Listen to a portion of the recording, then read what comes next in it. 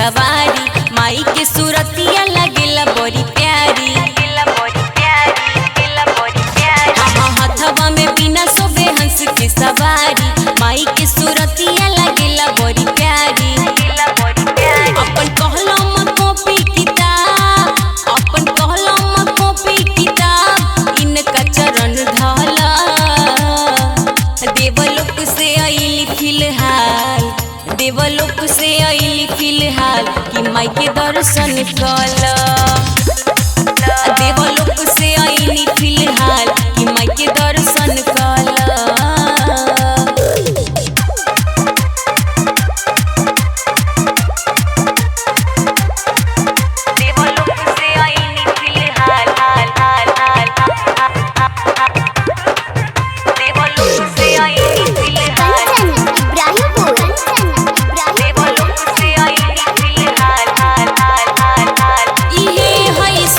रचैया कि मोरी सरस्वती मैया, कि इनके दया से होला बिना कंठ वाला गवैया। इहे है सुर के रचैया कि मोरी सरस्वती मैया, कि इनके दया से होला बिना कंठ वाला गवैया। इनकर महिमा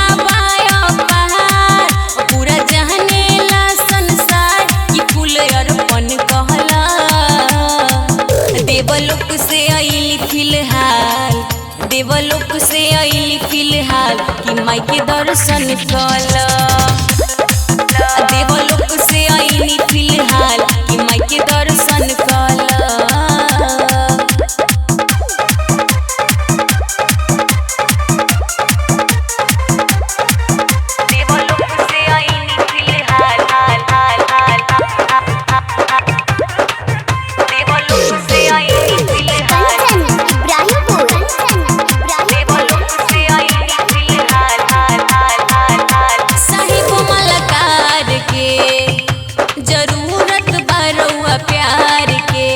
चंचला मांगता भिक्षा अपना अचर पसार के।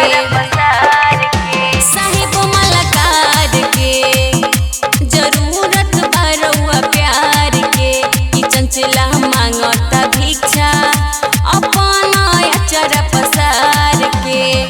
तनका दे दी दुलार, सबके लग जाए बेरा पार, कि तनिका ध्यान धला। देवलोक से आइली फिलहाल, देवलोक से आइली फिलहाल, कि माई के दर्शन कला। देवलोक से आइली फिलहाल, कि माई के दर्शन कला। हाँ हथवा में बिना सोबे हंस के सवारी, माई के सूरतिया लगेला बड़ी प्यारी। अपन कहलम कॉपी किताब, अपन कहलम कॉपी किताब, इनका चरण धला।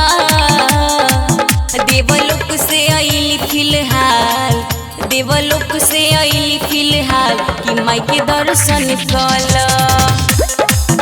देवलोक से आइली फिलहाल, कि माई के दर्शन कला।